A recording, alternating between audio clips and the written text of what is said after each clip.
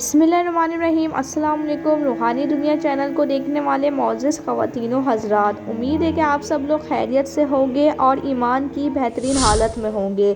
فرعون نے جب حضرت سارہ رضی اللہ تعالیٰ عنہا کو اپنے کمرے میں بلایا تو اس نے کیا کیا اور حضرت سارہ رضی اللہ تعالیٰ عنہا فرعون کی ناپاک خواہش سے کیسے بچی، یہ سب کچھ میں آج کی اسی ویڈیو میں بتاؤں گی۔ لیکن اگر آپ میرے چینل پہ نئے ہیں اور میرے چینل کو سبسکرائب نہیں کیا تو میرے چینل کو سبسکرائب کر کے بیل آئیکن پریس کر دے اور ویڈیو شروع کرنے سے پہلے درود ابراہیم پڑھ لے۔ اللہم صلی علی محمد وعلی آل محمد کما صلیت علی ابراہیم وعلی آل ابراہیم انک حمید مجید۔ اللہم بارک علی محمد وعلی آل محمد کما بارکت علی ابراہیم وعلی آل ابراہیم انک حمید مجید۔ جب فرعون مصر کا سامنا 3 مذاہب کے بعد ابراہیم علیہ السلام سے ہوا اور فرعون نے آپ کی بیوی کو اپنے دربار میں کیوں بلایا، حضرت سارہ علیہ السلام نے اس ظالم بادشاہ سے جب اللہ کی پناہ مانگی تو فرعون کا کیا انجام ہوا۔ اللہ کے پیغمبروں، ولیوں اور نیک لوگوں کو اللہ تعالیٰ ہمیشہ آزماتا ہے اور مشکلات اور پریشانیوں سے دوچار کر کے انہیں اعلیٰ مقام عطا کرتا ہے۔ ان آزمائش سے نہ صرف اللہ کے پیغمبر بلکہ ان کے اہل خانہ، اہلیہ اور ان کی اولادیں بھی گزرتی ہیں جو نبوت کے مقدس مشن کا حصہ ہوتی ہے۔ ایسے ہی ایک آزمائش بھرا مشہور واقعہ ابراہیم علیہ السلام کی بیوی حضرت سارہ علیہ السلام کا ہے۔ دراصل بابل میں جب نمرود نے ابراہیم علیہ السلام کو آگ میں ڈالا تو آپ صحیح سلامت آگ سے بچ گئے اور نبوت کی کھلی دلیل دیکھ کر حضرت ابراہیم علیہ السلام کے قوم کے کچھ لوگ آپ پر ایمان بھی لے آئے۔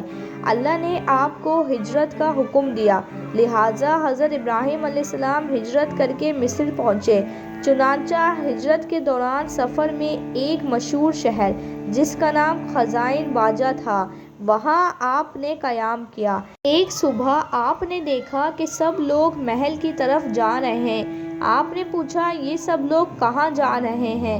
تو لوگوں نے بتایا یہاں کی مشہور شہزادی نہایت ہی خوبصورت ہے اور 7 ملکوں کے شہزادے اس کے لیے آج رشتہ لے کر آ رہے ہیں، جسے وہ پسند کریں گی اس سے وہ شادی کریں گی۔ ابراہیم علیہ السلام بھی اللہ کے حکم سے اس محل میں داخل ہو گئے۔ جب شہزادی نقاب لگائے اپنے باپ کے ساتھ آئی تو اس کی نظر حضرت ابراہیم علیہ السلام کی چمکتی پیشانی میں پڑی۔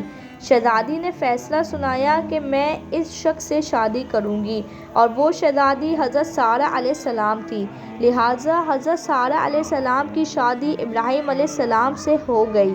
شادی کے بعد بادشاہ نے بے انتہا جانور دولت اپنی بیٹی کو دے کر روانہ کیا۔ پھر حضرت ابراہیم علیہ السلام اپنی بیوی کو لے کر مصر کی جانب چلے گئے۔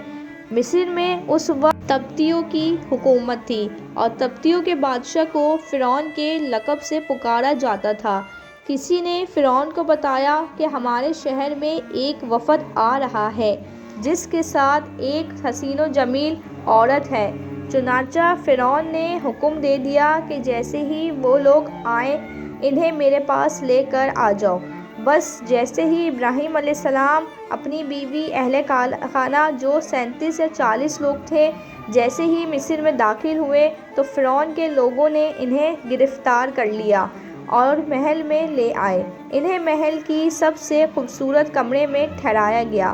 فرعون پہلے ہی سارہ علیہ السلام کے حسن کے بارے میں اپنے بندوں سے پہلے ہی آگاہ ہو چکا تھا، لہٰذا بادشاہ نے حکم دیا کہ اس عورت کو شاہی لباس پہنا کر میرے پاس لایا جائے۔ ابراہیم علیہ السلام کو یہ بات معلوم تھی کہ ان کی بیوی سارہ حسین و جمیل عورت ہے۔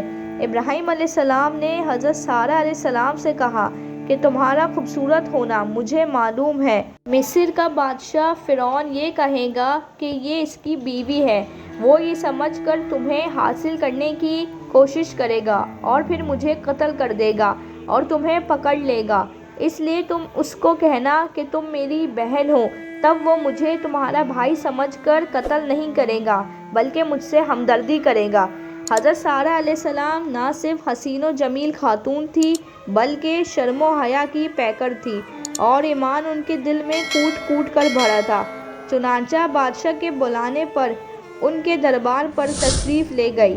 جیسے ہی فرعون نے دیکھا تو وہ خود پر قابو نہیں رکھ سکا اور بری نیت سے پکڑنے کے لیے آگے بڑھا۔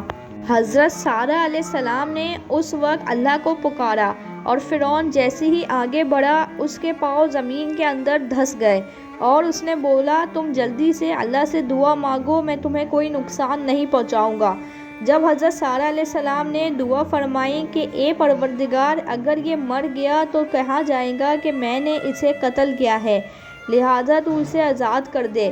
اللہ تعالیٰ نے جیسے ہی فرعون کو آزاد کیا تو وہ دوبارہ حضرت سارہ علیہ السلام کے پاس بری نیت سے بڑھنے لگا۔ پھر حضرت سارہ علیہ السلام نے دعا کی کہ یا اللہ مجھے اس سے بچا، تو اللہ تعالیٰ نے فرعون کے پاؤں دوبارہ زمین کے اندر دھسا دیے۔ پھر دوبارہ حضرت سارہ نے دعا کی کہ یا اللہ اگر یہ مر گیا تو لوگ مجھے قاتلہ کہیں گے، تو اللہ تعالیٰ نے اسے ایک دفعہ پھر بچا لیا۔ فرعون یہ بات سمجھ گیا کہ حضرت سارہ علیہ السلام کوئی عام خاتون نہیں ہے اور اس نے توبہ کر لی اور حضرت سارہ علیہ السلام کو عزت و احترام سے رخصت کر لیا، یہاں تک کہ اس نے ایک خادمہ جس کا نام ہاجرہ تھا اس کو بھی حضرت سارہ علیہ السلام کے ساتھ بھیج دیا۔ حضرت سارہ ہاجرہ کو ساتھ لے کر ابراہیم علیہ السلام کے پاس تشریف لائی تو دیکھا آپ نماز پڑھ رہے ہیں۔ نماز پڑھنے کے بعد آپ نے اپنی بیوی سے عرض کیا کہ کیا ہوا؟ سارہ نے جواب دیا کہ اللہ نے کافر کے مقصد کو رد کر دیا اور فاجر کی برائی کو اس کے سینے میں دفن کر دیا۔ اس واقعے کے بعد حضرت ابراہیم، حضرت سارہ اور ہاجرہ اپنے اہل خانہ کو لے کر دوبارہ فلسطین منتقل ہو گئے۔ روایت میں آتا ہے ایک لمبا عرصہ گزر جانے کے بعد جب 85 سال کے عمر میں ابراہیم علیہ السلام کے ہاں بی بی سارہ سے کوئی اولاد نہیں ہوئی تو حضرت سارہ نے کہا کہ آپ ہاجرہ سے شادی کر لیں کہ شاید اللہ تعالیٰ انہی کے ذریعے اولاد عطا فرمائے۔ چنانچہ ایسا ہی ہوا۔ نکاح کے فوراً بعد ہاجرہ حاملہ ہو گئی اور اسماعیل علیہ السلام کی پیدائش ہوئی۔ اللہ نے کچھ عرصے بعد حضرت سارہ کی بھی دعا سن لی اور ان کے ہاں حضرت اسحاق علیہ السلام کی پیدائش ہوئی۔ ان دنوں حضرت ابراہیم علیہ السلام کی عمر 100 سال اور حضرت سارہ علیہ السلام کی عمر 90 برس تھی۔ میری ویڈیو آج کی دیکھنا اور سننا آپ کو اچھا لگا ہو تو میری ویڈیو کو لائک کر دیجیے گا، شیئر کر دیجیے گا اور میرے چینل کو سبسکرائب کر دیجیے گا، اور مزید اس طریقے کی ویڈیو دیکھنے کے لیے میرے چینل پہ نظر آنے والی ویڈیو کو ملاحظہ کیجیے۔ ملتی ہوں اگلی ویڈیو میں، مجھے دیجیے اجازت۔ اللہ حافظ۔